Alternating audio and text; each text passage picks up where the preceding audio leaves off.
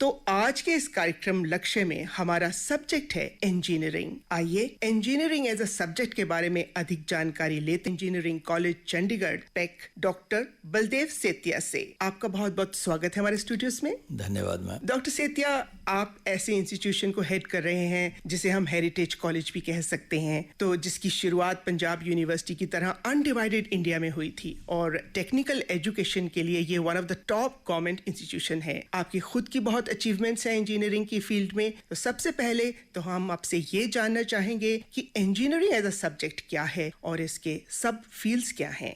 धन्यवाद मैम जी, बिल्कुल सही बात है कि Punjab engineering college undivided India में 1921 में लाहौर मुगलपुरा में शुरू हुआ था जी। और आज हम 102 वर्ष की अवधि के पश्चात बहुत ही एक स्ट्रॉन्ग फाउंडेशन पर खड़े हैं। इसके लिए बहुत बहुत धन्यवाद। Engineering as a subject, as a program और I would say as a profession दुनिया का लगभग सबसे बड़ा प्रोफेशन है। इसकी स्केल्स डिफरेंट हैं। कहीं ये इंजीनियरिंग डिग्री के फॉर्म में सामने आता है, कहीं डिप्लोमा की फॉर्म में, कहीं टेक्नीशियन की फॉर्म में, लेकिन डिफरेंट स्केल्स में, डिफरेंट लेवल्स पे this is amongst the biggest profession in the world ji. तो इसका महत्व हमेशा से रहा है। जी बिल्कुल, महत्व तो हमें समझ आया जब सक्सेसफुल लॉन्च हुआ और लैंडिंग हुई चंद्रयान 3 की। तो डॉक्टर सेतिया, हम आपसे ये जानना चाहेंगे कि इसकी सब फील्ड्स क्या हैं इंजीनियरिंग की। मैं थोड़ा सा आपको हिस्टोरिकली इंजीनियरिंग का बैकग्राउंड बताता हूँ कि फॉर्मली जब इंजीनियरिंग शुरू हुई तो हम सिर्फ 2 तरह की इंजीनियरिंग को जानते थे, सिविल इंजीनियरिंग एवं मिलिट्री इंजीनियरिंग। उस समय की क्लासिफिकेशन रीजन के हिसाब से थी या डोमेन के हिसाब से थी, रादर देन प्रोफेशन स्पेसिफिक या स्पेशलाइजेशन स्पेसिफिक के हिसाब से। फिर हमें मालूम है कि धीरे धीरे जब मैकेनिकल नीड्स आई तो मैकेनिकल इंजीनियरिंग का इजाद हुआ जी। फिर इलेक्ट्रिसिटी की इन्वेंशन हुई और हम इलेक्ट्रिकल इंजीनियरिंग में आ गए। तो ये सब लेकिन धीरे धीरे हुआ। बहुत सारे institutes including Punjab engineering college Chandigarh, जब ये शुरू हुआ तो इसमें मात्र यही 3 ब्रांचेस थी, सिविल, मैकेनिकल, इलेक्ट्रिकल।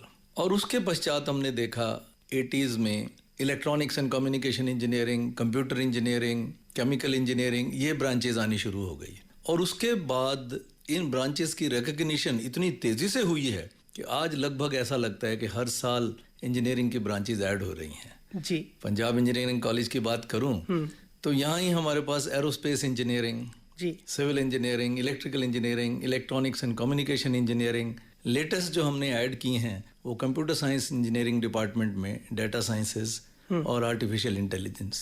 जी, तो वाकई ये बहुत सारे कोर्सेज जैसे कि आपने बताया कि पैक में इस वक्त अवेलेबल हैं। जी जी। तो जो स्टूडेंट्स इंजीनियरिंग कॉलेज में एडमिशन लेना चाहें, नॉट ओनली पैक बट दूसरे जो इंजीनियरिंग कॉलेजेस होते हैं, तो उसमें क्राइटेरिया क्या होता है, एंट्रेंस एग्जाम्स का पैटर्न कैसे होता है और स्टूडेंट्स को किस तरह की तैयारी करनी चाहिए to crack this entrance exam. हम कई लेवल्स पर बात कर रहे हैं जी। पहला तो ये कि इंजीनियरिंग में आना, उसके इंडिया में जो रास्ते हैं, तो हम जानते हैं कि इंडिया में IITs हैं, NITs हैं, आज के दिन IIITs हैं, फिर CFTIs हैं, centrally funded technical institute, state institutes हैं, सेल्फ फाइनेंसिंग इंस्टीट्यूट्स हैं। तो एक बहुत बड़ा हमारे पास नेटवर्क है और इनमें एडमिशन पाने के लिए बच्चे एंट्रेंस एग्जाम देते हैं जिसे हम JEE मेंस कहते हैं। तत्पश्चात 2 एजेंसीज ब्रॉडली जो टॉप की हैं, जोसा जॉइंट सीट एलोकेशन अथॉरिटी और central seat allocation board CSAB, ये मिलकर IITs, IIITs, NITs और कुछ CFTIs के लिए एडमिशन्स करते हैं। बट जैसे आपने कहा कि इंजीनियरिंग एग्जाम क्रैक करना एक बात है जी, लेकिन engineering as a profession adopt करना, इसमें वो बच्चे आए जो इंजीनियरिंग को वाकई चाहते हैं, जिनका पैशन इंजीनियरिंग है, बिल्कुल उसके लिए इस तरह की ग्रेडेशन के वो IIT में पा रहा है, NIT में पा रहा है, IIIT में पा रहा है, शायद उसका ज्यादा महत्व नहीं है। बिल्कुल, ये तो बिल्कुल सही कहा आपने सर। तो जनरली किस तरह की तैयारी करें बच्चे कि वो जो भी एंट्रेंस एग्जाम है उसमें वो क्लियर कर पाएं, अगर उनका वाकई में एप्टीट्यूड है और इंटरेस्ट भी है तो? फिर मैं कहूँगा कि इसमें 2 पक्ष आप टच कर रहे हैं। इंजीनियरिंग में इंटरेस्ट तो बहुत बच्चों का है, लेकिन इंजीनियरिंग एंट्रेंस क्रैक करना वो तो एक तैयारी है, वो तो एक डूज एंड डोंट्स हैं, वो तो सीनियर्स बताएंगे। अच्छा जी। वो तो मॉक टेस्ट हैं, उनका बच्चे के इंटरेस्ट से शायद कोई डायरेक्ट संबंध नहीं है। जो हमारे एग्जाम हैं उनमें मुख्यतः फिजिक्स, केमिस्ट्री, मैथ्स यही है, और उनकी तैयारियां हमारे स्कूल भी करवाते हैं और उनसे भी ज़्यादा हमारे कोचिंग सेंटर्स करवाते हैं जी। तो बच्चे एग्जाम क्रैक कराना हम क्या करवा रहे हैं, एक ड्रिल करवा रहे हैं, बहुत सारी प्रैक्टिस करवा रहे हैं, एक्स्ट्रा फिजिक्स, केमिस्ट्री, मैथ्स वो सब करवा रहे हैं। वेयर एज जब यही बच्चे इंजीनियरिंग में आते हैं तो इनका थ्रस्ट चेंज हो जाता है जी। और साइंस बेस्ड एजुकेशन जो हमारी है वो कहती है कि आपको साइंस का, विज्ञान का वाई आना चाहिए, नो वाई। क्यों? वेयर एज इंजीनियरिंग में हम कहते हैं कि नो हाउ आना चाहिए, कैसे। Ultimately engineering is doing things, making it happen. आज चंद्रयान ऊपर गया, सफलतापूर्वक लैंडिंग हुई। हम जानते हैं कि ये सब का मिश्रित प्रयास है, इसमें साइंटिस्ट भी थे, इसमें इंजीनियर्स भी थे जी। तो एंट्रेंस एग्जाम क्रैक करना अपने आप में ही सफिशिएंट स्टेटमेंट है कि हम उसे क्रैक कर रहे हैं। जी बिल्कुल। तो मैं ये जानना चाहूंगी कि आपने भी इसका जिक्र किया कि टीचर्स का बहुत बड़ा रोल होता है बच्चों को एंट्रेंस टेस्ट की तैयारी करने में, लेकिन इसके अलावा पेरेंट्स का भी बहुत बड़ा रोल होता है, तो आप हमें इसके बारे में बताइए। मुख्यतः उस स्टेज पे आज मैं देख रहा हूँ कि हमारी कंट्री में, इंडिया में, पेरेंट्स का बहुत रोल है। पेरेंट्स, हम ट्रेंड देख रहे हैं, इसमें कोई छुपाने वाली या छिपने वाली बात है नहीं कि हमारे यहाँ कोचिंग सेंटर्स बहुत पनप रहे हैं जी। जिसे भी क्रैक करना होता है या जो ये कहता है कि I am serious about it, वो बहुत सारे जो कोचिंग सेंटर्स हैं आज के दिन मैं कहूँगा कि वो भी मशरूमिंग हो चुकी, तो लोग वहाँ कोचिंग लेना पसंद करते हैं। और हमारे स्कूलों में जहाँ इतने हाईली क्वालिफाइड एजुकेटेड टीचर्स हैं उनके पास हम नहीं जा रहे। मीनिंग देयर बाय कि कहीं ना कहीं जो हम +2 में पढ़ाना चाहते हैं या जो पढ़ा रहे हैं या जिस तरह की तैयारी हम वहाँ करवा रहे हैं या जो हमें मैंडेट दिया गया है, शायद वो एंट्रेंस एग्जाम क्रैक करने में मैच नहीं करता। तो हर बच्चे को, हर पेरेंट्स को ये विश्वास है कि अगर वो कोचिंग में डालेगा तो शायद IIT, NIT, IIIT में पाने में सफल हो जाएगा और शायद यही लक्ष्य है। वेराज ऐसा नहीं है। बिल्कुल सर। यहाँ मैं बिल्कुल ये एग्जाम्पल तो खैर कई दे सकता हूँ, लेकिन आप ये मानिए कि डॉक्टर अब्दुल कलाम वो MIT मद्रास से पढ़े थे, किसी IIT के नहीं थे। तो उन्होंने या उनके टीचर्स ने तो उनमें एक स्पार्क दिया कि यस, ऐसे भी प्लेन उड़ते हैं, सूर्योदय के समय हवाएं किस तरफ बहती हैं। तो टीचर ने उनको पढ़ाया नहीं, सब्जेक्ट कंटेंट शायद नहीं पढ़ाया, लेकिन उनके अंदर ये जो है स्पार्क, ये क्यूरोसिटी, ये उत्सुकता जागृत कर दी कि इतना कुछ है पढ़ने को, इतना कुछ है जानने को। And we know what all happened after that. Exactly, he became a great man. Exactly. तो हम जैसे बात कर रहे थे पेरेंट्स की, तो पेरेंट्स का क्या रोल है इसमें? पेरेंट्स का सही मायने में अगर पूछें, पेरेंट्स तो सिर्फ ये जाने कि बच्चे का इंटरेस्ट किधर है। So far as my knowledge goes, आज के दिन एप्टीट्यूड टेस्ट हैं जी, अच्छे स्कूल्स ये करवाते हैं।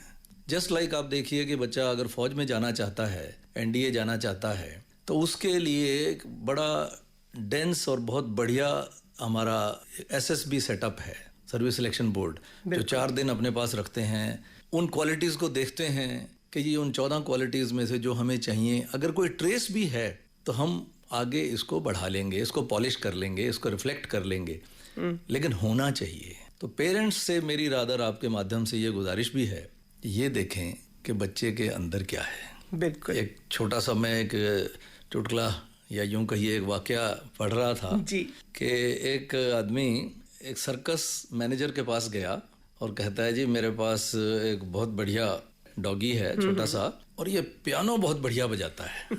अच्छा। तो सर्कस मैनेजर बड़ा उत्सुक हुआ कि देखें आपका डॉगी कैसे पियानो बजाता है, क्योंकि वो उसके पास तो इसकी बहुत गुंजाइश थी। खैर जी, उस आदमी ने अपना बक्सा खोला, उसमें से वो पप्पी निकाला और एक पियानो रखा हुआ था वो निकाला, और उस पप्पी ने क्या पियानो बजाया। अच्छा जी। सर्कस मैनेजर ऐसा मंत्रमुग्ध हुआ, उसने हाथियों को फुटबॉल खेलते देखा था, बंदर को रिंग खेलते देखा था, लेकिन ये एक छोटा सा डॉगी इतना बढ़िया पियानो बजा रहा है, सुनता ही रह गया जी। इतने में बाहर से एक डॉगी आया या आई और वो इस छोटे डॉगी को पकड़ कर बाहर ले गई। तो अभी सर्कस मैनेजर पूछता है उस आदमी से कि ये क्या हुआ? कहता है, जी ये कुछ नहीं जी, ये इसकी माँ थी जो इसे डॉक्टर बनाना चाहती है। सर वाकई में। तो पेरेंट्स जी क्या चाहते हैं, बच्चे को क्या आता है, जिस दिन ये मैच कर जाएगा तो ये जो डिससेटिस्फेक्शन किसी स्टेज पे होती है, मैं अपने कॉलेज में भी देखता हूँ जी। बच्चा सिर्फ कंप्यूटर पढ़ना चाहता है, एडमिशन उसका ऑल इंडिया रैंक के अनुसार सिविल में या प्रोडक्शन में या मेटलर्जी में होता है, एंड वहीं से उसकी लाइफ की dissatisfaction sets in. Yes, true. ठीक है, उसकी इच्छा है, तो अगर पहले ही देख लिया जाए या उसे ये भी सिखा दिया जाए कि भाई अगर आपको कुछ और काम करना है तो वो कीजिए। जी। यस, पेरेंट्स महत्वाकांक्षी हैं, इसमें कोई शक नहीं। बच्चे के टैलेंट के साथ अगर मैच करा देते हैं तो देखिए कितना बढ़िया माहौल हो जाएगा, एवरीबॉडी विल फील सेटिस्फाइड। तो क्या इसकी प्लेसमेंट्स कैंपस में ही हो जाती हैं? मोस्टली यहाँ पर कैंपस प्लेसमेंट्स वहीं से हो जाती हैं। कुछ एक ब्रांचेस थोड़ी लेस सॉट आफ्टर हैं आज के दिन, कुछ बहुत अच्छी हैं जिनमें आज के दिन मार्केट में डिमांड है। तो हमारे पास जो ब्रांचेस हैं ये बड़ी ट्रेडिशनल ब्रांचेस भी हैं, जैसे एरोस्पेस इंजीनियरिंग। मैं यहाँ पर यह भी जिक्र कर दूं कि ये हमारी वो ब्रांच है जिसने इंडियन एयरफोर्स को पहले 17 एरोनॉटिकल इंजीनियर दिए जी। तो एरोस्पेस इंजीनियरिंग भी है, मेटलर्जी भी है, सिविल भी है, प्रोडक्शन भी है, और आज की लेटेस्ट ब्रांचेस भी हैं। लेटेस्ट ब्रांचेस से माने हम उसको ऐसे परिभाषित करते हैं कि वो ब्रांचेस जिनमें आज के दिन मार्केट में डिमांड है। बट अदरवाइज हम लोग तो सिर्फ इंजीनियरिंग को इंजीनियरिंग प्रोफेशन की तरह देखते हैं। हमारे लिए ब्रांचेस ऊपर या नीचे कोई भी नहीं है, दे आर ऑल हॉरिजॉन्टल, एक ही सतह पे हैं। बिल्कुल। तो इनमें placement, yes, Punjab engineering college की प्लेसमेंट स्टूडेंट्स की, ग्रेजुएट्स की बहुत अच्छी है जी। तो अगर कोई जो इंजीनियरिंग स्टूडेंट्स पास आउट होते हैं कॉलेजेस से इंजीनियरिंग करके, तो वो खास तौर पे स्टार्टअप अपना शुरू करना चाहें, तो ऐसे स्टूडेंट्स को आप क्या सजेशन देंगी कि किस तरह के कोर्सेज वो अपनाएं? मैडम, यहाँ पर मैं एक बात आपकी अनुमति से कहना चाहूँगा कि मैं इस सवाल से इत्तेफाक नहीं रखता जी, क्योंकि स्टार्टअप का इंजीनियरिंग से कोई डायरेक्ट लिंक नहीं है। ओके। स्टार्टअप हम कैसे डिफाइन करते हैं? ये वो गैप है सोसाइटी में या मार्केट में कि जहां पर हम थोड़ी सी पिच इन करके लोगों की नीड को या नेसेसिटी रिक्वायरमेंट को पूरा कर सकते हैं, कॉस्ट इफेक्टिव हो, अच्छा हो। लेकिन इसको इंजीनियर ही करेगा ऐसा जरूरी नहीं है, नॉट एट ऑल नेसेसरी। हाँ, इंजीनियर्स जो हैं हम ये मानते हैं कि बड़े सिस्टमेटिक होते हैं, क्वांटिफिकेशन में विश्वास रखते हैं, कॉस्ट इफेक्टिव फ्लो चार्ट बना देंगे। लेकिन एक अच्छा स्टार्टअप, अगर मैं स्टार्टअप की हिस्ट्री पढ़ूं, डाटा तो नहीं मैं प्रेजेंट कर पाऊंगा, लेकिन इतना जरूर कहूंगा कि हमारे स्टार्टअप तो मोस्टली ड्रॉप आउट्स कर रहे हैं जी। इंजीनियर या for that matter any MBA और for that matter any other help, वो तो हायर भी की जा सकती है जी। Startup requires an idea, a spark. तो वो एक अलग इशू है। मैं छोटी सी कहीं पढ़ रहा था कि वन प्रेग्नेंट लेडी, वो ये जानना चाहती थी कि भाई ऐसे में अच्छा पौष्टिक खाना क्या खाया जाए। Aroused by that need she created an app herself. Yes, उसके बेंगलोर में आप देखिए मकान ढूंढने के लिए एक ऐप बना दी गई। ये सारे कोई इंजीनियर्स के नहीं है जी। हाँ, एक आइडिया वो एक नॉन इंजीनियर को भी आ सकता है। तो मैं माफी चाहूंगा, इससे मैं पूर्णतः इत्तेफाक नहीं रखता। बिल्कुल सर, ये तो बहुत अच्छी आपने जो हमें बात बताई है, इससे हमें बहुत नॉलेज मिली है कि स्टार्टअप्स तो खैर कोई भी शुरू कर सकता है, लेकिन इसे एजुकेशन का या कोई सब्जेक्ट पढ़ने से कोई लेना देना नहीं है। ये बिल्कुल बहुत अच्छी बात है सर। तो डॉक्टर सेतिया, जो यूथ हैं वो इंजीनियरिंग को अपना प्रोफेशन बनाना चाहता है या इंजीनियरिंग कॉलेजेस के जो एंट्रेंस टेस्ट हैं उसके लिए बहुत मेहनत करते हैं, और कुछ स्टूडेंट्स कामयाब होते हैं और कुछ अपने पसंदीदा कोर्स तो पा लेते हैं, कुछ पसंदीदा कॉलेजेस नहीं पा पाते, कोई कोर्स नहीं पा पाते हैं, तो कुछ एडमिशन्स लेने में ही नाकामयाब होते हैं।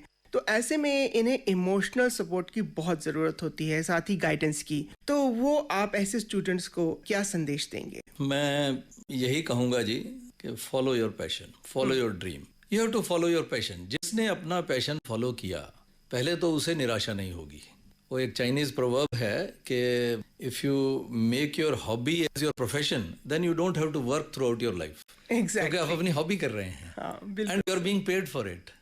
और क्या चाहिए? वाकई में जॉब सेटिस्फैक्शन सबसे ऊपर होनी चाहिए। यस। और आइंस्टाइन का भी एक कोट कुछ इस तरह से है कि एवरीबॉडी इज ए जीनियस। ये मान लीजिए पहले।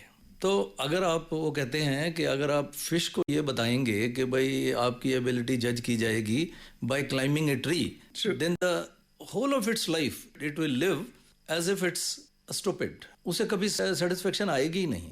दूसरा उदाहरण मैं आपको बताऊं, ये जो शायद बहुत लोग जानते होंगे, कुछ ना भी जानते हों, अदनान सामी जी, इतने बड़े म्यूजिक कंपोजर और सिंगर हैं। इन्होंने लगभग 3 साल की उम्र में ही अपने इच्छा जाहिर कर दी थी, डायरेक्टली इनडायरेक्टली, कि ये सिंगर बनना चाहते हैं, और कितनी अच्छी सिंगिंग करते थे जी। तो इनकी माताजी ने कहा कि नहीं, सिंगिंग से कोई करियर नहीं है, रोटी नहीं मिलेगी। बिल्कुल। वो मान गए उनकी बात, उन्होंने लॉ की। He is a qualified lawyer, not many people I said would be knowing that. तो उन्होंने अपनी माताजी की बात मान ली, 1 साल लॉ की प्रैक्टिस की और फिर सिंगिंग में आ गए। कहते चलिए माँ, now I have a backup plan, कि कभी फेल हो गया तो मैं दोबारा लॉ में आ जाऊंगा। And rest is history, we all know what kind of a music composer he is. Yes. तो डॉक्टर, भीड़ में घुस जाएं।